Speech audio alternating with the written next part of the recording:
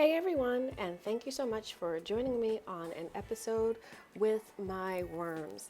I'm starting out with my first regular tote that was restarted, and there isn't much that happens in the first couple of weeks except to note that you can see the castings on top of everything. It's like the worms come up from the bottom and all of the castings end up on top.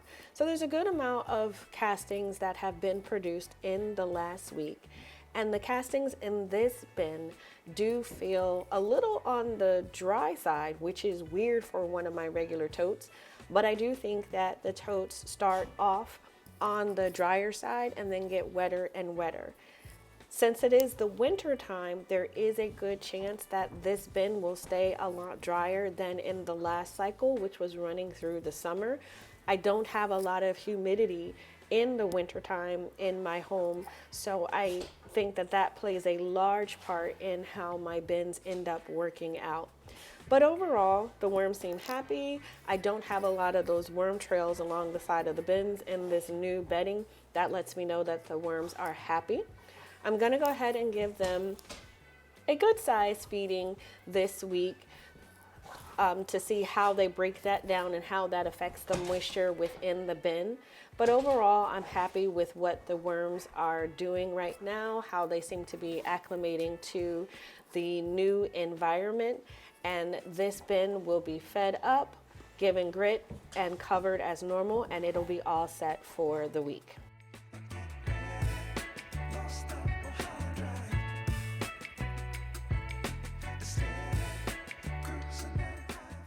Moving over to the second of my regular totes, this bin had a lot more evidence of castings in the bin than my other bin. In addition to that, this bin also carried a little bit more moisture. Actually, more moisture, period. Wasn't a little and it wasn't a lot. It was just more moisture in this bin than in the sister bin, which seems to be the track record for these two totes. Again, the totes are the same. They're the same brand. They're kept in the same place. They're not in different places in the greenhouse. And it seems to be that this bin will run a lot wetter than the other bin. So I'm going to keep an eye on this one. Again, it's always my focus with my regular totes, the amount of moisture that they hold. But this one just seems to have more than the other bin. But overall, the worms in here are healthy as well. I don't see any trails or have any worms that were trying to escape from the sides. So I'm going to give this one a feeding as well, but I'm not going to give it as much food as I gave the other bin, and I'm going to do smaller pieces of food, things that are going to break down a lot faster than what I gave the other bin. And then after that, I'm just going to cover it up as usual. Again, the first couple of weeks after restarting, there's really not much to look at except for, are the worms trying to escape because it is new bedding versus the castings that they have been in, and if the bin seems to be too wet or too dry. But that completes the update for this week for this bin. The next bin to be updated is the first of the VermiBag totes, which was also harvested along with the regular totes. I leave the bait tray in the bin where I got the worms from for an additional week when I do the baiting process, just to make sure any worms that are stuck on the outside that I can't tell are there get a chance to go back into the castings. And just like with the other bins, there is a lot of activity at the top with the castings, so that's very good to see. And as well with this bin, there aren't a lot of worms that are trying to escape or trailing around the edges. They're staying in the new bedding, which is pretty good. So for this one, I'm mixing all the material through. And just like the first bin, it is a bit drier, which for my VermiBag totes, that's not a big issue. That's really how these bins tend to run, because the material is breathable and all sides of the castings are touching the material. It tends to run on the drier side. For the totes, unlike what I do with the VermiBag Mini, I really don't try to test the limits of this bin because I've tried that before by accident. and a lot of the liquid ends up going through to the bottom of the bin, and I just don't want to have any liquids hanging out at the bottom for any reason. So I do run my VermiBag totes a little bit drier. After mixing through the castings and making sure that there weren't any large pieces of food unbroken down, I went ahead and gave this one the same size feeding as the bin for the regular tote that was a bit on the wet side. So this one will get fed up and then set up for the next week, and that completes the update for this one.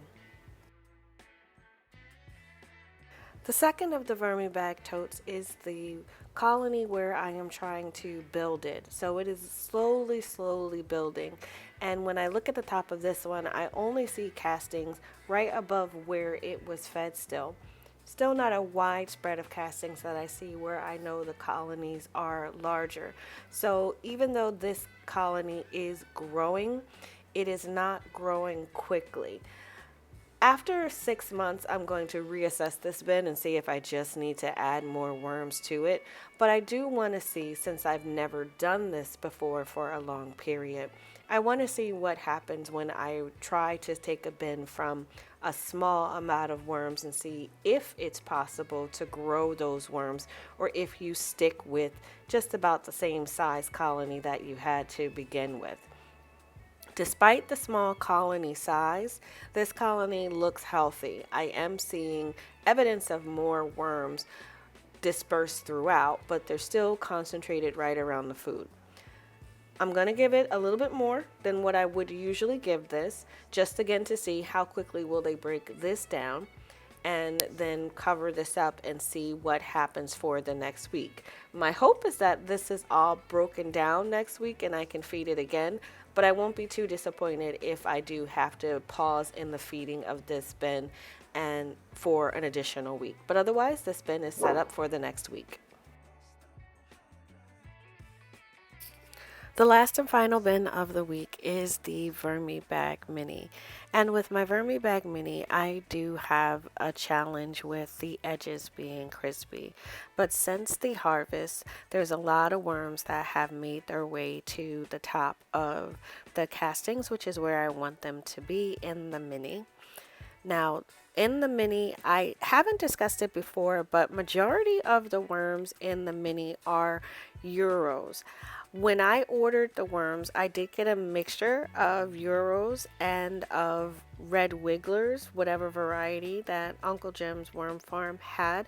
So there's a mix of worms in this, and when I look at the bubble tape, sometimes I do see that there are quite a bit of different size worms in there. Looking at the apples still look like the worms haven't done much, but they are getting into the apples now. The only issue I have is that when the apples go in, that's when I see the pot worms, and the pot worms are really small, white, stringy looking worms. They are not as fat as the larvae that you'll see when you have fruit flies, but they're in there and they don't harm the bin at all, but I'm noticing a lot of them, and I'm noticing more beetles, and I do not like the beetles. I know they're not harmful, but I just don't like looking at my VermiBag Mini and seeing it look like creepy crawlies. So I am going to make sure that if I notice the population of the beetles and potworms getting larger, I'm just going to take that food out completely and replace it with something else. But for now, I'm going to leave the apples and just give a slightly small feeding along the edges to try to combat the dryness along the edges. Because of the additional beetles, I am putting down more of the worm chow, which has quite a bit of the diatomaceous earth as well as neem cake in it to help keep them down as well. And then once that's finished, it's just closing up the bin for the next week. And that concludes the update for all of my bins. If you've made it to the end, thank you so much. And if you enjoyed the content, please like and subscribe. And as always, thank you for watching.